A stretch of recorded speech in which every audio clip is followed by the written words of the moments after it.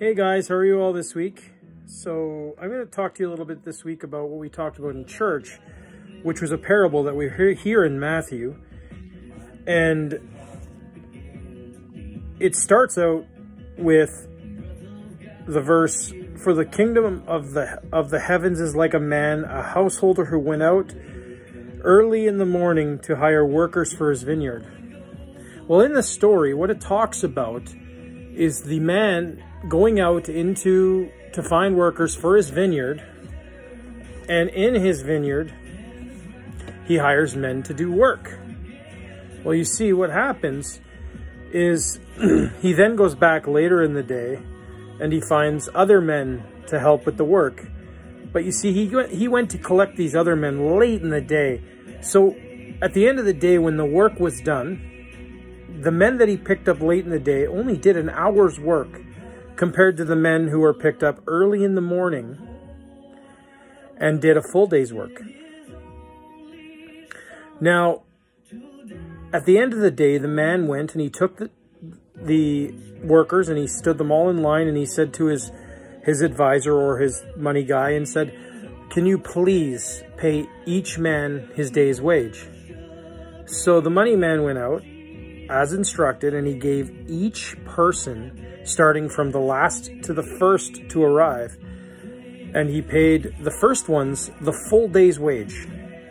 So as he's going down the line and he's paying every man, he pays the men that come at the late part of the day the same wage as he would have paid the men for the full day. The men at the end of the line were so excited. They're like, "We're going to get extra because, you know, he's paying them for the full day." But what happened is when he got to the end of the line, he paid them the exact same that he paid the men who worked only an hour. Well, you see, what I think this message is teaching us is that, well, actually, better yet, what you're going to think when you hear this message is, well, that's not fair.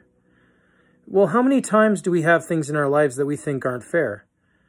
You know, there was a time when I was working with a guy and he did not work as hard as I did, or at least he didn't work as hard. It didn't feel like he worked as hard as I did. And I thought that that was unfair. And I'm sure there are many times your brother gets to go to the park while you get to stay home, or your sister gets to go hang out with her friends while you have to do chores. And we all sit back and we all think, this isn't fair. And you know, a lot of our parents respond with, well, life isn't fair. And they're right, it isn't. But you see, that landowner said to the man who was upset, who got paid the same for working a full day as the man who only worked an hour, the landowner told him, he said, "Did we not agree to this wage for the full day? Are you jealous because I'm generous?" Well, this parable is a lot like our walk with God. It's a lot like our faith and our getting into heaven. So, imagine, if you will, I come to church, or you go to church every single Sunday, and you read your Bible every day, and you pray every day, and you spend your whole life following God. And then at the end of the day, you come across a car crash.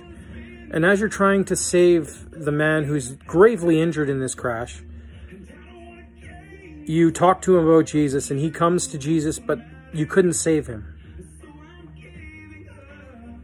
Now imagine when your time comes to reach heaven and you find that man in heaven. You might think, well, that's not fair. It's not fair that he's here and he only believed in God for an hour of his life, and I believed in God from the day I was born until the day I passed. But God is a generous God. He's not saying, come to me for a moment. He's not saying, come to me he's saying, come to me. Believe and love me. For me, I would be more than honored to know that that man made it to heaven, because our job here as Christians is to bring as many to Christ as we can. So this week, guys, I want you to talk to your parents about things that you have felt are unfair, and ask them their decisions behind the situation, because You never know. There may be a good reason. And maybe tell your parents about a moment where you thought it was unfair and you still don't understand. I hope you all have a good week.